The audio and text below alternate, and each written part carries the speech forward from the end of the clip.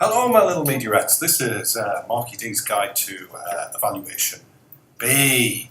Now, B is quite an easy evaluation to do. What you really need to do, first of all, is to have a little look at your constraints research or evaluation A.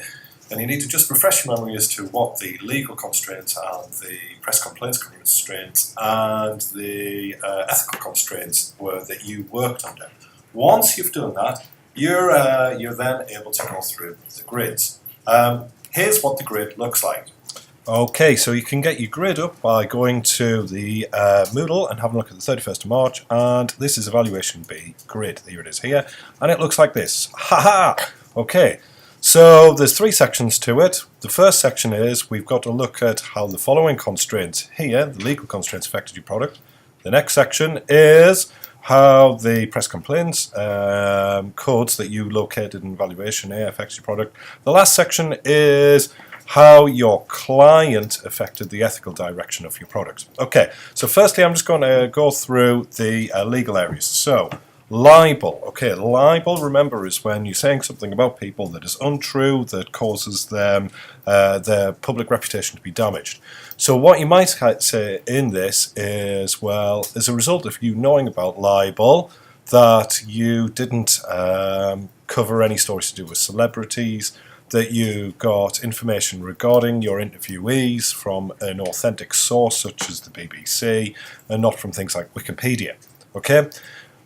In this little section you could just bullet point your responses, and we're probably looking about two or three bullet points per legal area.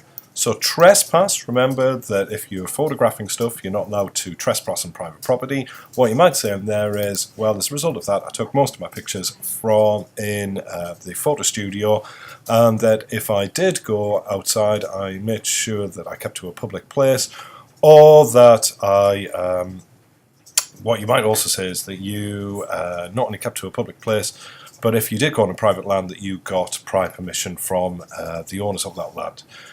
Health and safety, right? You might say there that your big area really in terms of health and safety is the photo studio. So what you might say there is that you employed a lighting assistant to help you keep the place safe, that you taped down wires, that you made sure that the lighting rigs were securely fastened, that you briefed your models before going in, that you just kept an eye on things, that you made sure that any props that you took in weren't dangerous or were going to set fire to anything.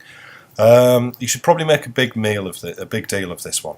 The last area, or the second of last area, is copyright. And really what you should be saying there is that you took all of the images yourself, that the images were original.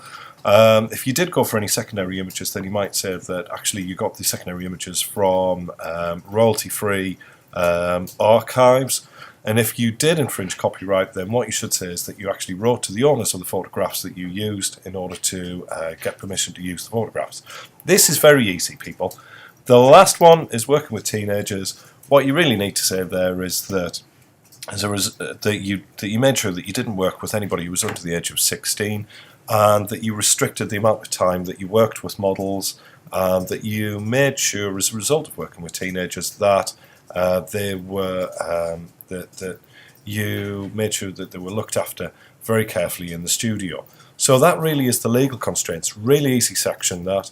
The next section is the Press Complaints Commission codes. So what you should go back and do is go back and identify which 5 codes that you thought were really important for your product, and you need to say what the effect of that was on the processes that you followed and the subject matter that you covered.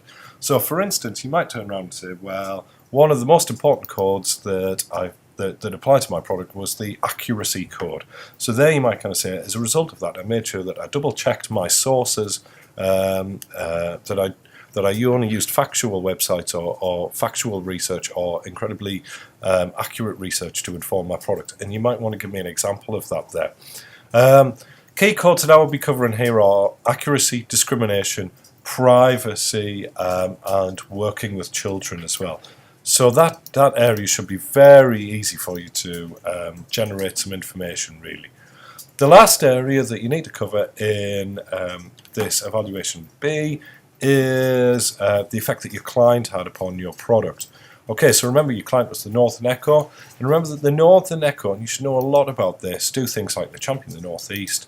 They're accountable to their local audience. They're a campaigning newspaper. They look after the Northeast. They look after the health of their readers. They're interested in making sure that their readers are guided morally through the paper. You might also want to look at the Northeast's audience and who they are, the effects of them, of the secondary audience on your product as well. So in terms of championing the Northeast, you might want to say, well, as a result of that, then I selected people to be interviewed in my product who were from the Northeast and who represented the Northeast in a positive way. In terms of local accountability, you might want to think, well, the effect that had on your newspaper, on your magazine, was to make your magazine a very positive product. That you didn't include negative stories. That you wanted to protect the people who you were interviewing. You might have hidden their identities. You might have changed their names. You might have kept certain bits of information about your subject matter of your product.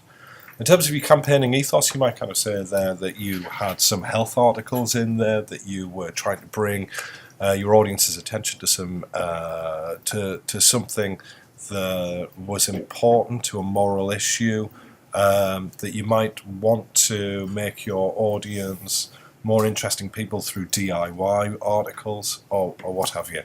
The Northern Echo's audience, I'm sure you can think of some things there. You might want to think, well, actually, that the product that you produced was had no taboo language in it, that as a result of the Northern Echo in your secondary audience, that you were careful to represent young people in a very positive light. You might want to try and trace that into your articles and explain how you achieved those things in your articles. Okay, good luck with that. And if you need any help with your evaluation B, I'll certainly be around later on in the week to give you some assistance with that. Thanks. Bye bye.